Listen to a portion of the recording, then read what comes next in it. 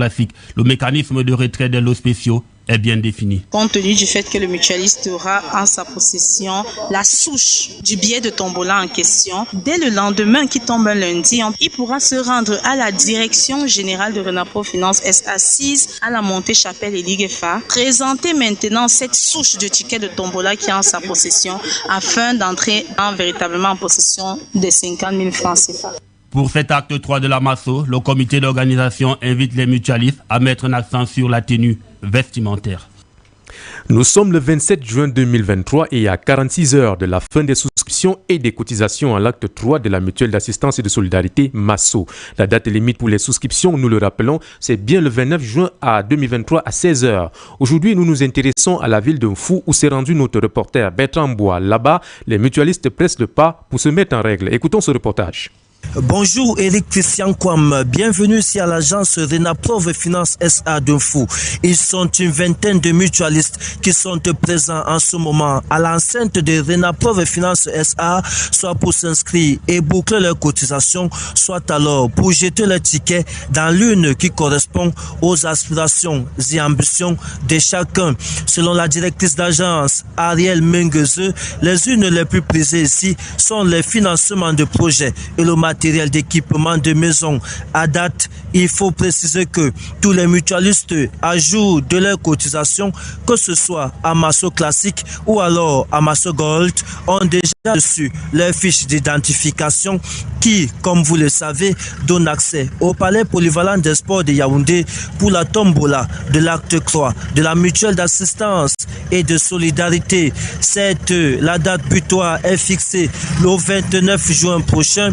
L'agence Renapro Finance SA reste ouverte pour accueillir tous les mutualistes en particulier et son aimable clientèle en général dans la convivialité et la solidarité. En direct de Renapro Finance SA de la ville de Fou, dans le département de la Mefoua-Famba, région du Centre, Bertrand Bois pour Royal Midi. Écoutons à présent cette mutualiste sur la raison de sa présence à l'agence Renapro Finance de Fou. Je m'appelle Madame Menyengang Rosali, mutualiste de Mansou. Voici ma deuxième année. Ce qui m'a conduit à l'agence de Fou ce matin, j'espère gagner quelque chose cette fois-ci à Mansou parce que la fois dernière, je n'ai pas pu avoir quelque chose. Et ce matin, j'ai l'espoir de pouvoir gagner quelque chose cette année. Je veux l'agence cette fois-ci. 250 000, je suis commerçante. Sur la stratégie mise sur pied pour permettre à tous les mutualistes de cotiser à temps, écoutons à présent Ariel Mengueze, directrice d'agence Renapro de Fou, au micro de Bertrand Bois. Pour le mécanisme, en dehors des appels téléphoniques, nous-mêmes nous allons vers les mutualistes pour leur galvaniser et leur booster à finir leur cotisation, tout en les expliquant le bien fondé de pouvoir terminer ces cotisations et bénéficier les avantages liés au statut de mutualiste pendant un an. Et comme vous pouvez le constater, vous-même vous avez vu qu'il y a l'affluence. Donc vraiment à 48 heures, nous savons que tous les mutualistes de la ville de Fou seront vraiment satisfaits et nous faisons beaucoup d'efforts pour que tous les mutualistes puissent jeter leur ticket et que tous les mutualistes soient en possession de leur fiche d'identification et fiche de préidentification. Nos portes restent ouvertes aux mutualistes jusqu'au 29. Nous refermons ce dossier consacré à la MASO par cette information à l'attention des mutualistes. Toutes les agences Renapro seront ouvertes demain de 8h à 12h sur toute l'étendue du territoire. Ceci pour permettre aux mutualistes d'effectuer leur souscription et cotisation pour le compte de l'acte 3 de la MASO.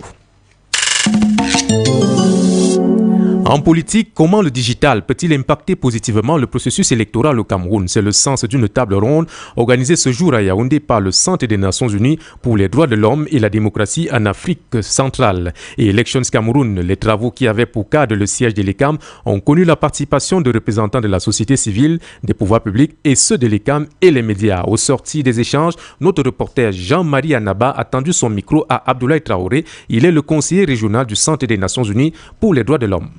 La préoccupation majeure de cette rencontre, c'est de faire en sorte que la démocratie, les droits de l'homme et les libertés constituent les talons d'Achille du processus électoral au Cameroun.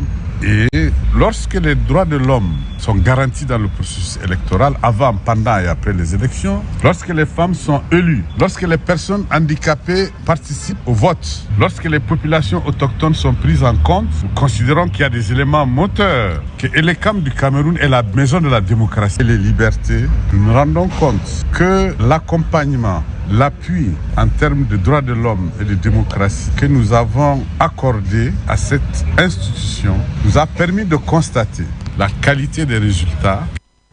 En religion, c'est demain la fête de la Tabaski, encore appelée fête du mouton. Cette fête fait partie des célébrations les plus courues chez les fidèles musulmans. À 24 heures de la fête, vous êtes allé vérifier si le mouton est disponible dans les marchés. Grégoire Nchama.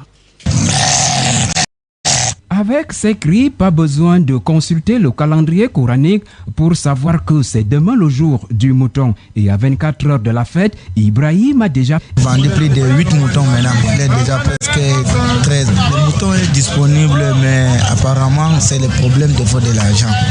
Dans ce marché où on avance dans la boue et serré comme dans une boîte de sardines, ce papa a déjà acheté son animal. Le prix est un peu abordable. Ça, c'est une tradition du prophète Ibrahim alayhi salam. Vous allez le manger comment? Oui, on donne, on partage, certains, on mange certains. Réputé marché du mouton, tous ici ne font pas de bonnes affaires. Certains vendeurs expliquent que les leaders de certaines mosquées ont organisé des ventes dans l'enceinte de ces mosquées. Mais pour ceux qui souhaitent aller au marché du mouton pour se procurer d'une bête, il faut peut-être combien? Les prix varient selon la taille du mouton.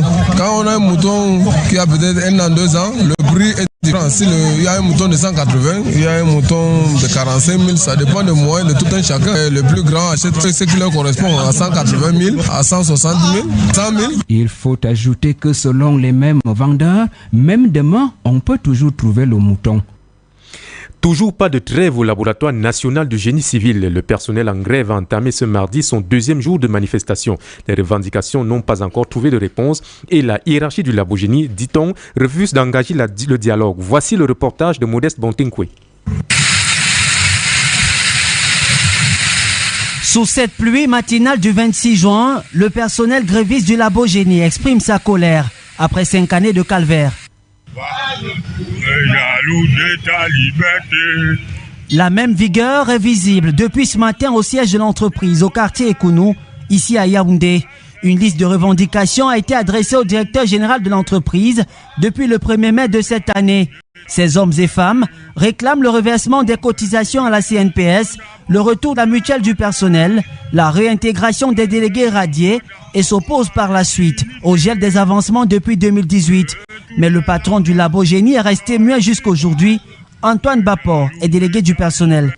Nous avons attendu encore 3 semaines plus tard. Nous les délégués, nous sommes montés encore demander l'audience qu'il a catégoriquement refusé. Alors là, nous avons émis une lettre de rupture de dialogue social entre les délégués personnels et la haute hiérarchie. Pour cela, donc, les personnels eux-mêmes ont pris le train en marche. Le 13 juin, le personnel mécontent dépose un préavis de grève auprès de la hiérarchie du labogénie. L'inspection du travail est saisie à son tour, mais cette procédure n'aboutit à aucun résultat. Personne n'a pu rencontrer le directeur général, que ce soit la police ou bien les médias. Ils ont été tous redirigés vers l'attaché de direction. Donc nous profitons vraiment pour demander l'intervention du État, le président Paul Biya, parce que nous sommes vraiment en difficulté. La grève se poursuit avec pour objectif de faire fléchir l'administration de l'entreprise. En guise de réponse, les grévistes ont droit aux intimidations des hommes en civil non identifiés, selon des témoignages recueillis sur le site. Au début de la grève, nous avons été approchés par les gros bras mobilisés par la direction générale. Nous avons essayé de nous défendre comme nous pouvions, de façon pacifiste. Ces gros bras que le directeur général a recrutés pour nous menacer, ils sont là à chaque fois, ils cherchent à nous menacer. Mais nous, on évite, nous sommes là pour les revendications. Ce 27 juin, le labogénie tient son assemblée générale ordinaire. Le personnel au cœur de ces manifestations espère saisir cette occasion pour entrer dans ses droits.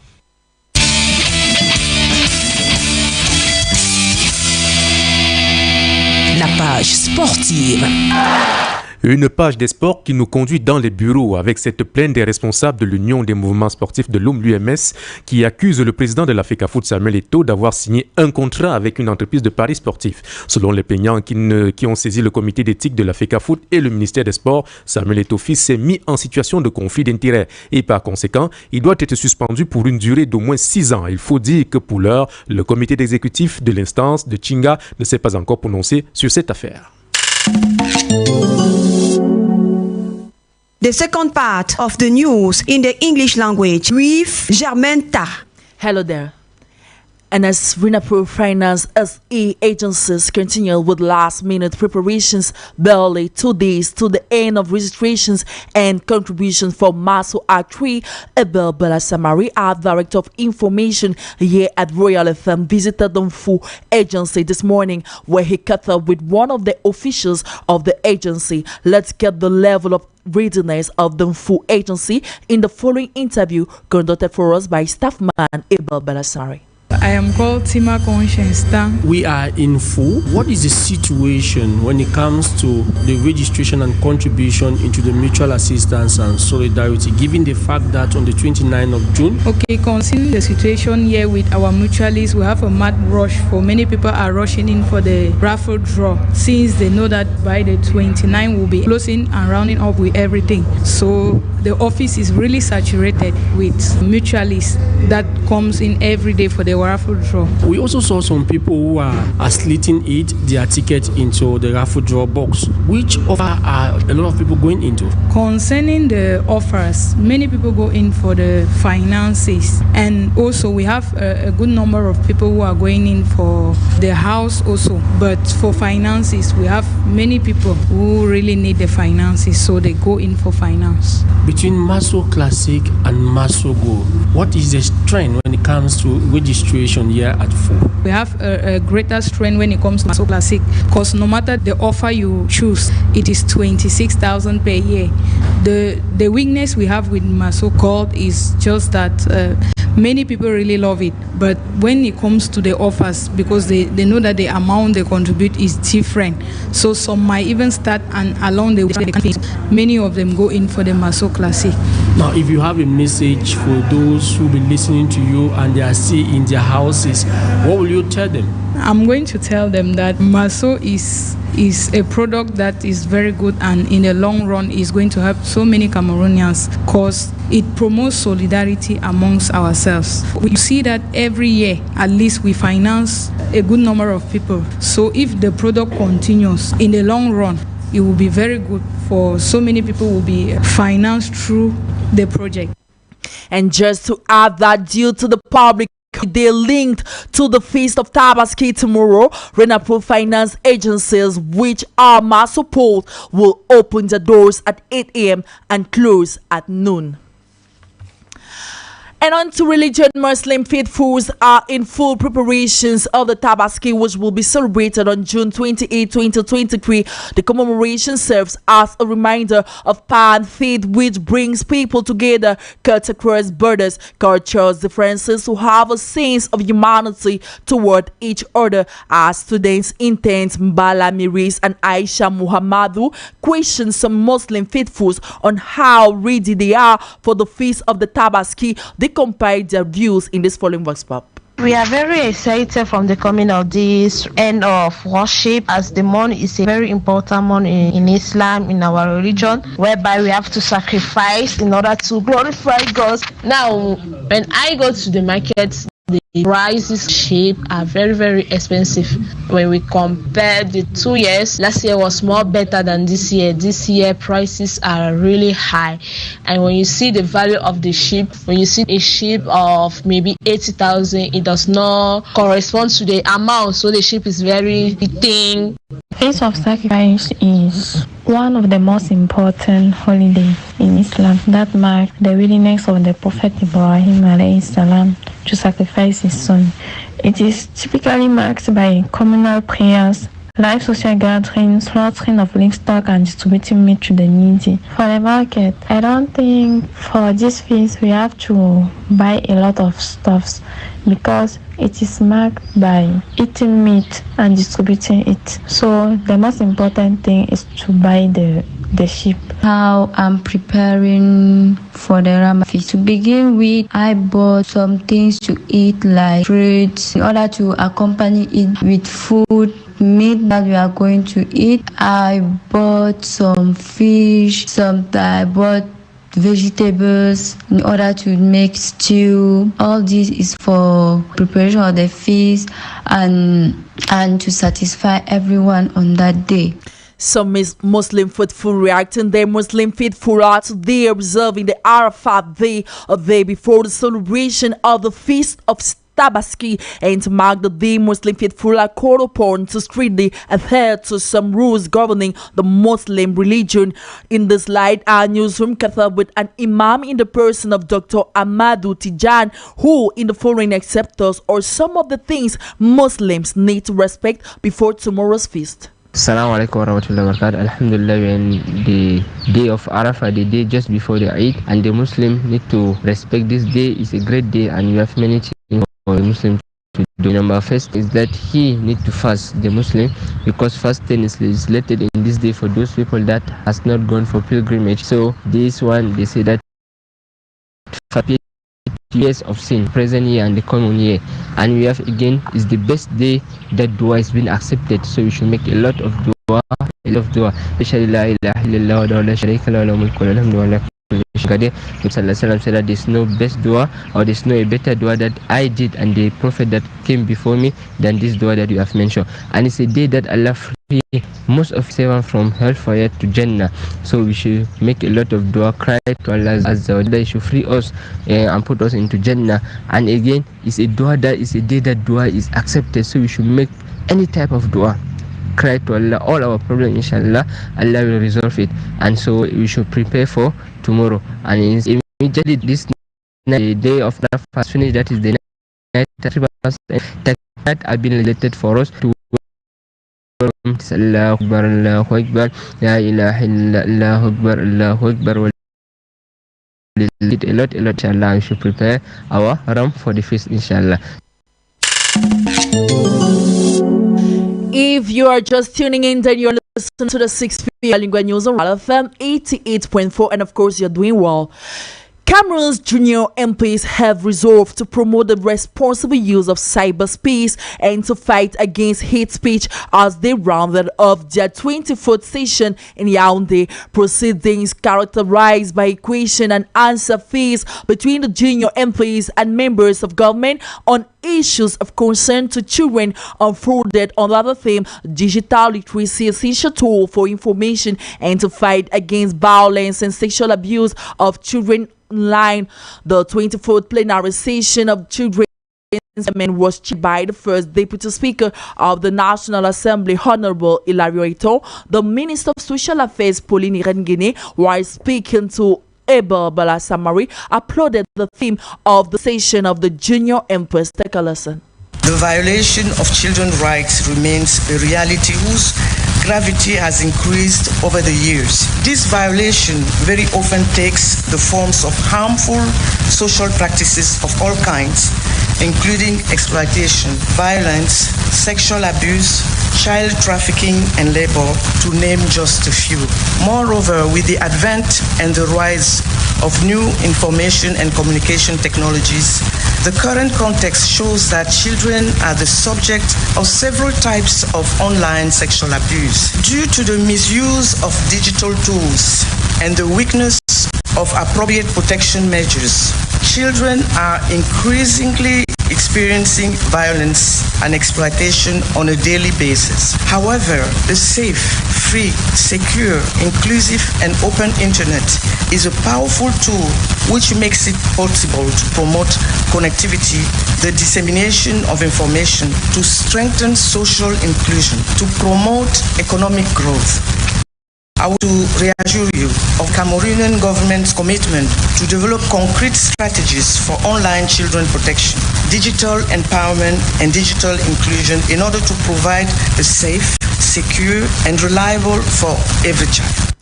Following the 24th plenary session of junior MPs, our reporter Fino Crispin caught up with an ICT expert who, in the following reports, brings out ways in which Cameroon's social media can be secured in order to prevent the abuse of children online. One of the first steps the Cameroon government can take in order to keep children safe from media is by educating parents and children about the setbacks of social media. Bill Aganjo is an IT expert. The government could create a public awareness campaign about the dangers of social media, such as cyberbullying, online grooming, and exposure to harmful content. They can also provide the parents with resources on how to talk to their children about the social media and also how to set up parental controls. The expert further attests that the government could also regulate social media platforms as a means to curb social media use that can negatively impact the lives of children online. Develop policies and practices that protect children. This could include requiring platforms to remove harmful content and to verify the ages of users, and provide parents with more control over their children's accounts. Of course, the government can prosecute offenders. The government can prosecute adults who use social media to harm children. This could include people who bully, groom, or exploit children online. Moreover, measures can also be taken at the education level, as the IT expert explains. Curriculums could be adopted to teach about safety online and the risk of social media and how to stay safe online. And could launch this public awareness in various platforms so as to create a general awareness of some of the social media challenges and ills and risks. Worth noting that civil society activists as well as the state have been organizing talks and seminars which aim to curb social media use. Crispin in that report, holidays period are gaining grounds, and some holiday makers are already in homes where they have to spend their long break. During this period, parents are called upon to control these adolescents in order to avoid sad stories at the end of the holiday. In this light, our reporter Crystal Mando sought to know from some parents how they are organized to control these holidays makers. She compiled the views in this report.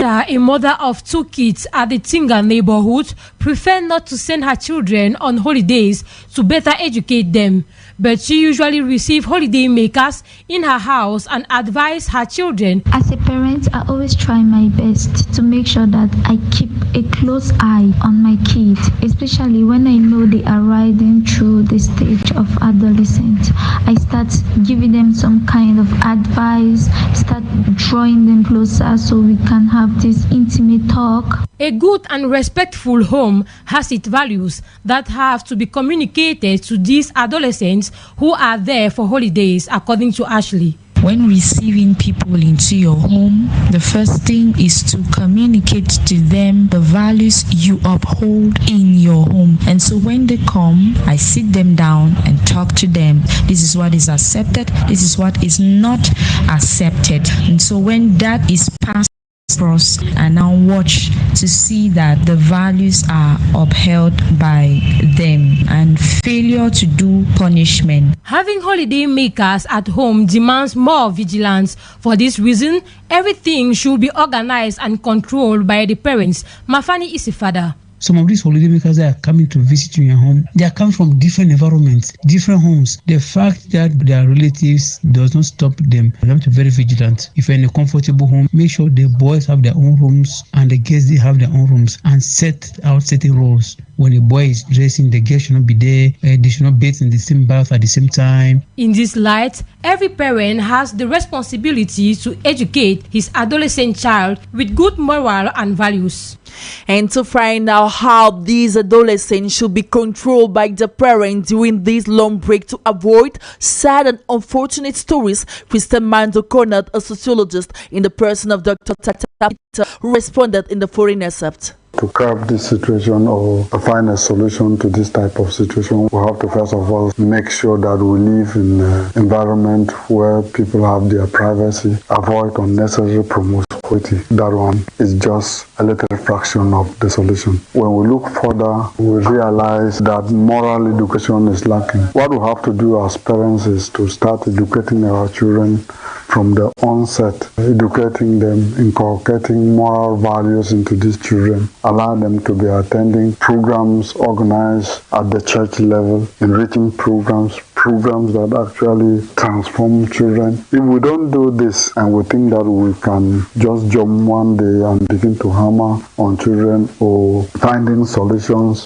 where it is not actually feasible, I don't think it will work. So we need to at least reconsider the way we are living. As I said, first of all, we have to eradicate, because the whole thing is root cause is poverty. We are suffering from what I can call culture of poverty, and it keeps on perpetuating.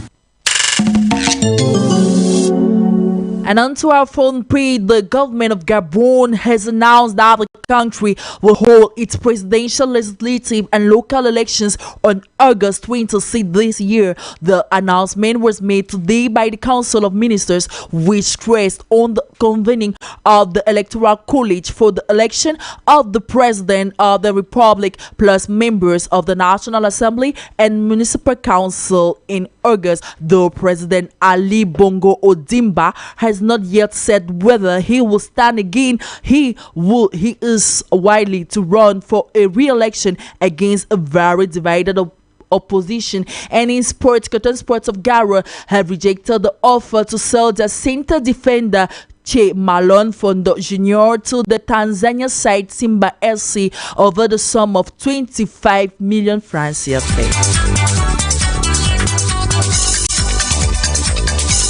And that was the package we gathered for the 6 p.m. Bilingual News, Royal FM 88.4. Umuale Kume was a sound technician, video editor Jean-Marie Otto, producer Regwantaman Evans William Jobati, script editors Raissa Mokwan Kristen Mando, news editor Germaine Taha Raouna, editorial coaching Abel Bala Samari, coordination Jean-Patient Tala, general supervision Reverend Pastor Bisai Emmanuel, and for presentation we are Olivier Ndema EPO and Germaine Taha. Dear listeners, please don't move a muzzle. Olivier, good evening. Bonsoir Germaine Taha, le journal s'achève effectivement, mais nous vous laissons en compagnie de Francis Libéral qui a déjà rejoint ce studio. Bonsoir Francis Libéral. Bonsoir et bonsoir à tous. Vous êtes là dans le cadre de Royal Show It. C'est une évidence, jusqu'à 21h pour un maximum d'ambiance. Restez connectés à tout de suite. Bonne suite.